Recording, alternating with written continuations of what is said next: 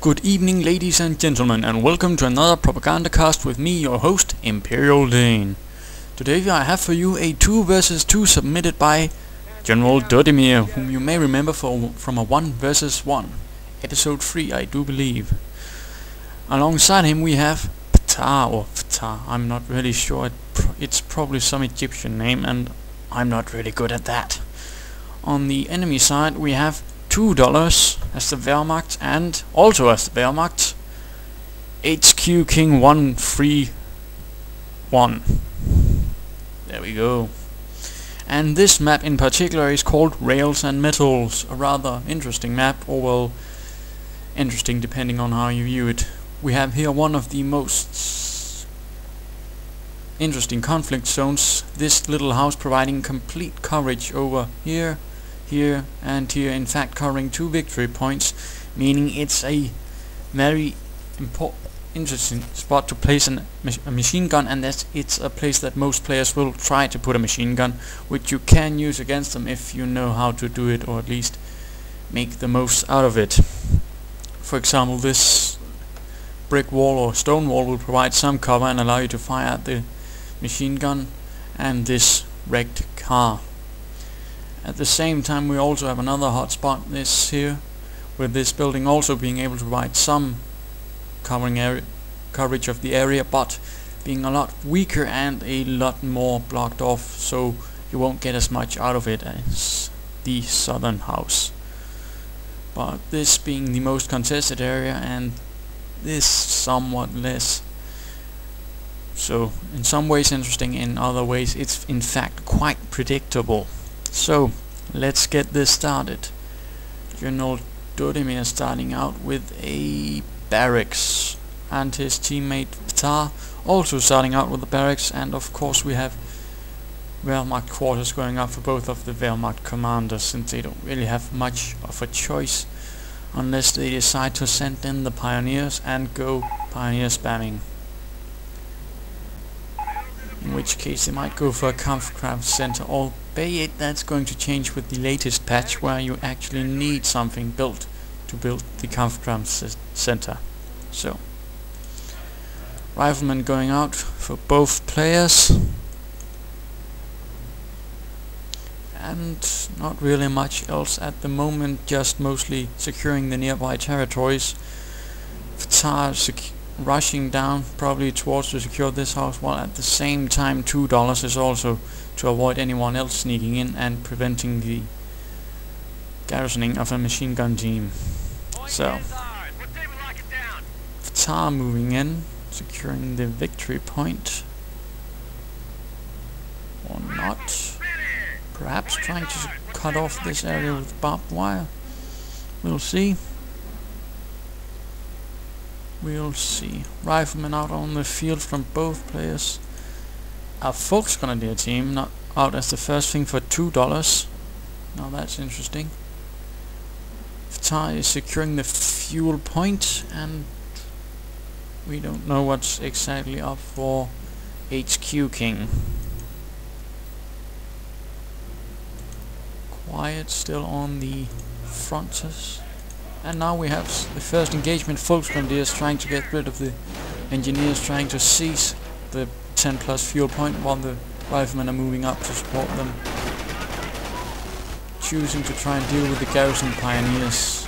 No, seeking cover in the trench, at which point they'll be very hard to get out for the Volksgrenadiers, since Volksgrenadiers aren't really made for any sort of offensive duties like that, but they are more made for holding territory, not taking it.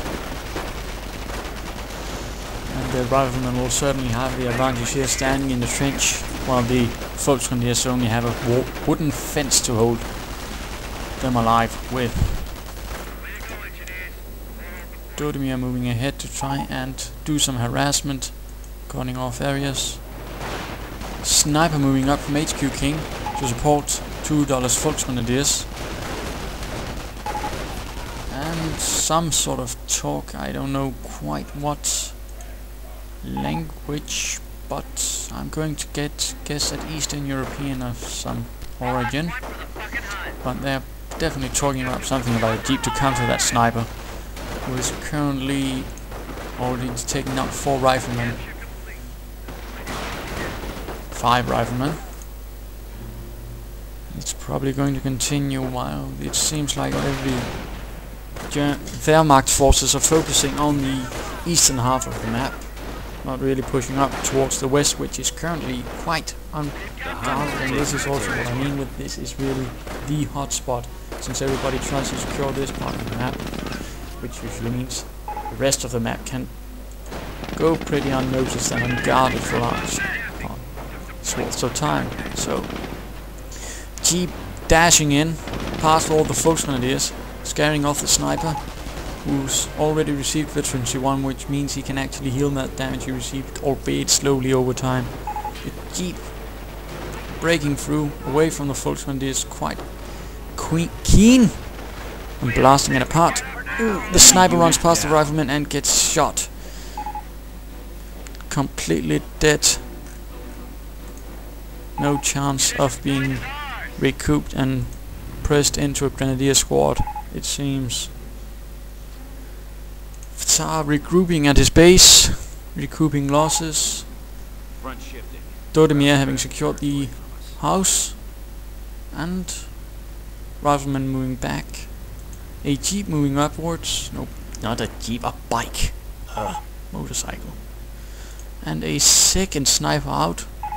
Certainly a lot of manpower he's pumping into that without really having anything to fight the enemy with, meaning that for the most part 2 dogs will have to do most of the fighting, which also means he'll be suffering most of the attrition, which is usually a bad idea in fact.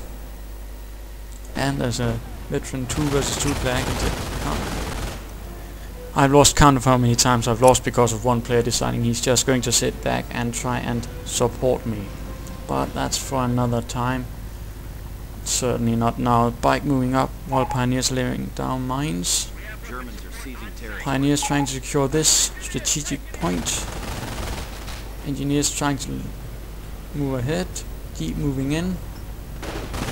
Trying to scout out and find any snipers, but finding itself under heavy fire from all sides. Machine gun fire and rifle fire. And enemy unit down. Team of riflemen moving in under Gendodimir's command to try and flank the position. Jeep blowing up and riflemen ejected to all sides, while a smoldering jeep is all that is left. Bunker going up and HQ King sniper moving forwards with 2 kills to his name. And a third sniper. My goodness. 3 snipers, that's in fact 1,020 manpower spent exclusively on 3 units, of which 1 has already been killed and can't really actively fight. And when you're dealing with squads this numerous, it's not really going to do that much, in particular if they're just going to send in jeeps. So I'm not entirely sure this is a wise investment. The riflemen apparently being scared away by a single jeep and sniper, deciding they are not keen on trying to deal with that. And General Gendodimir setting a weapon support center himself and getting a sniper to provide counter sniper fire, and already having 1 sniper out, meaning 2 snipers. Perhaps not the wisest decision, but on the other hand, if he can get some of HQ King snipers, it's then going to be to his advantage, in particular since he does not know that Gendodimir has snipers, but he does now, of course. But it's already a bit too late. And another sniper has revealed himself foolishly.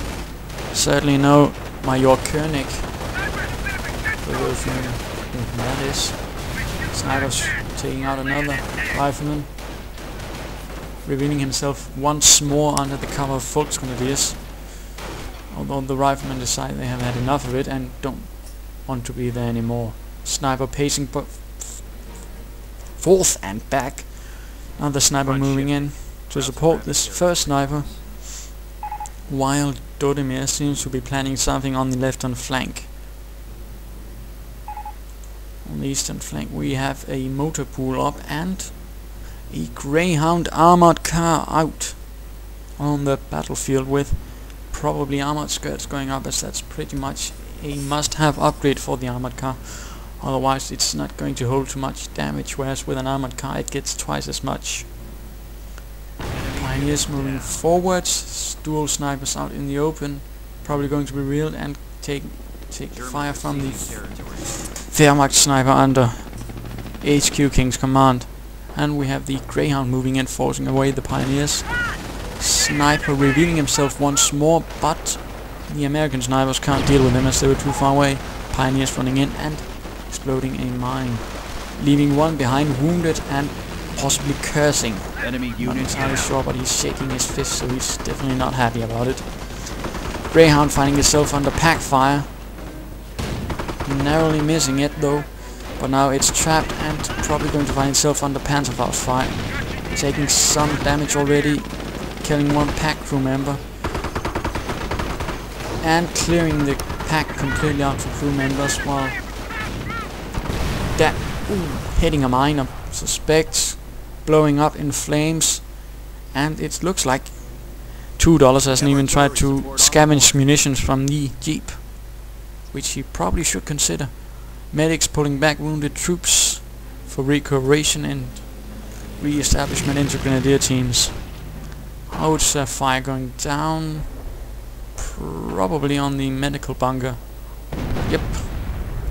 Favorite choice of artillery, since unless he's gone defensive it won't be able to withstand the withering fire of a 105mm howitzer.